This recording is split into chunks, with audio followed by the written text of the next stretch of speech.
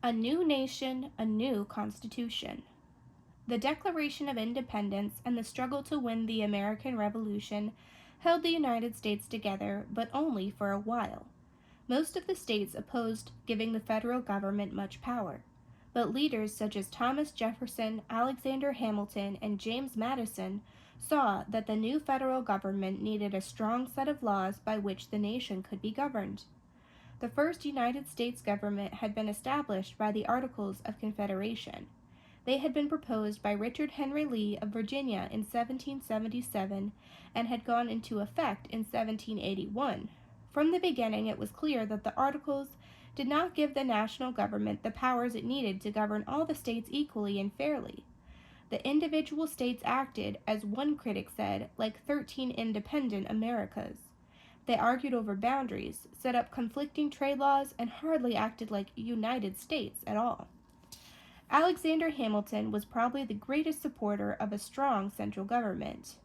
He proposed that delegates from all the states gather in Philadelphia in May 1787 to work out a new constitution, a set of laws that would give the national government the powers it needed, yet would still be acceptable to the states.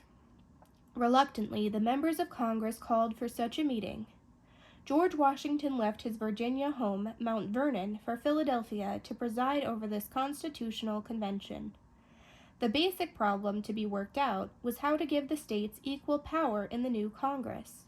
If the number of representatives for each state were figured only according to the number of people in the states, then the states with the most people would have too much power in Congress.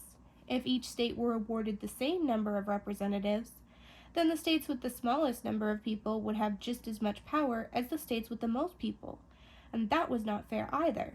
A compromise solved the problem. The delegates at the Philadelphia Convention decided that the new Congress would have two parts, a House of Representatives and a Senate. In the House of Representatives, the number of representatives for each state would be figured according to the number of people in the state. In the Senate, each state would have two members called senators. The delegates at the Philadelphia Convention also decided to divide the power of the federal government among three branches. Congress would be the legislative branch and have the power to pass laws, approve treaties, and raise money to pay government expenses. The president, the head of the executive branch, was given the power to negotiate treaties, command the army and navy, and sign or reject the laws passed by Congress. The Supreme Court, the highest court in the judicial branch, was given the power to decide whether laws are in agreement with the Constitution. By dividing the powers and responsibilities among three different branches of government, the delegates to the Philadelphia Convention created a system of checks and balances. Power would be balanced among the branches, and each branch would act as a check against the others to keep them from becoming too powerful. The Constitution included a way by which the citizens of the United States could amend or change the Constitution. This helped keep the real power of government under the control of the people where it belongs in a true democracy. The Constitution could become the law of the land only after 9 of the 13 states voted to ratify or approve it. In December of 1787, Delaware became the first state to ratify the Constitution. A few days later, Pennsylvania became the second state to vote to ratify it. In June of 1788, New Hampshire became the 9th state to vote for ratification, and the Constitution went into effect.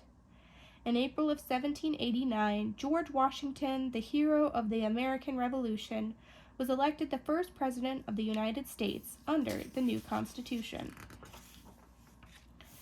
Many states, when they voted to ratify the Constitution, asked for changes or amendments that would state clearly the rights and freedoms of American citizens.